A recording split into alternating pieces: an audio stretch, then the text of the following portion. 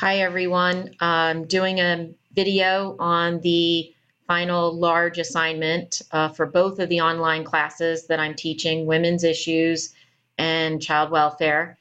And so the video will be applicable because the last assignment is very much the same. And if you see a red dot flashing across my face, that's because Jalen is playing with, what is those things called? Laser. A laser. There it is on my face. Okay.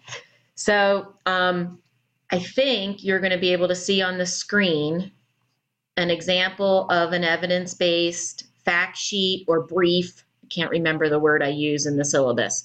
But basically, this is an assignment where you're going to select an evidence-based practice.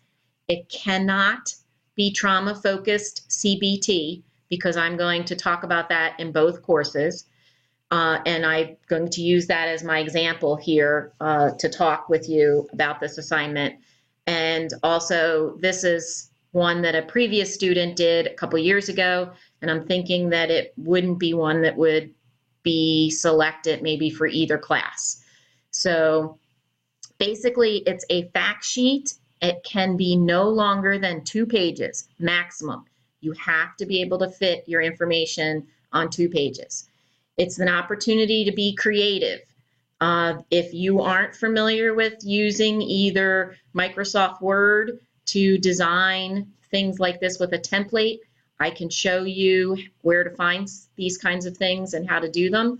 But this is maybe a chance if you have children or other young adults in your life, if you've been out of school for a while, they can probably show you how to do this either using Word or another graphic design program that may already be installed on your computers. So you set it up. This was done using a template, and this one's on acceptance-based behavioral therapy for generalized anxiety disorder. You have to talk about what it is, what causes it, some of the measures used to determine if someone has this, what's the research that's available. In here, this person called it the trial design to determine if this is effective. What are the outcomes? What are the strengths of this evidence-based practice, and what are the limitations? Feel free to put some creative things, some pictures, quotes, and then for references, this does not need to be APA, just somewhere small on your fact sheet at the bottom, just list where you got your references from. So most of this you should be able to get off the internet. You can use an article if you choose to, but many times you'll be able to get the information from a website maybe particular to this evidence-based practice. But I also suggest that you look beyond just if the quote-unquote company that designed and researched the practice, look beyond their website to see if there are critiques. What's been published about the pros and cons or the strengths and limitations of this evidence-based practice. So that's basically the design of it. So for example, another one is trauma-focused CBT. You might talk about on your fact sheet who it's used with, because we're seeing the evolution of trauma-focused CBT, which was initially used with certain traumas to broaden it out to be used with younger children. There's some research going on right now about using it in group settings. It's been designed and there's curriculum, I was going to say curricularized. I don't know if that's a word. There's curricular available for use of trauma-focused CBT with children, with adolescents, and with adults. So you might mention that in your fact sheet. So that's a brief overview of what is the fact sheet. Now, how do you figure out what to do and where to find evidence-based practices? I'm going to provide several links to websites. Some are going to be links of website, like it's a link to other links, and others are going to be a link directly to a database where you can search for evidence-based practices. Some of you are already familiar about what's happening right now coming out of Washington, that the phrase evidence-based practice can no longer be used in government affirmed publications. So SAMHSA, the Substance Abuse and Mental Health Services Administration, which funded something called NOREP, NREPP, the National Registry of Evidence Practices, is no longer getting government funding. And I think that's sad, although there's been some critiques of the database. I think it has moved the conversation tremendously, so that you will see, as you're looking at some of these databases, that they are scaling the evidence-based practices now in many places, almost like a gold standard versus, limited or no research to say that this is truly effective. One of the other things you could talk about on your fact sheet, in one little section is, where is this evidence-based practice been used? Is it something coming out of one community and there's really no research on it being used in other places? Is it being used in 27 states, across the country? So that would be another piece of potential factual information that you could include. So if you have any questions as you are doing this assignment, this is my favorite assignment.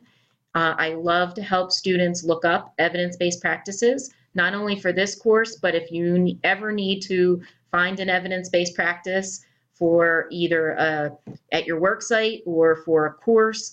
I love doing that kind of research with students and helping them find something that they can use in practice. There is so much available on the internet now, much of it for free, some of it with a cost. So if you want help along the way, please reach out to me with a text, and we can set up a call or we can communicate via text.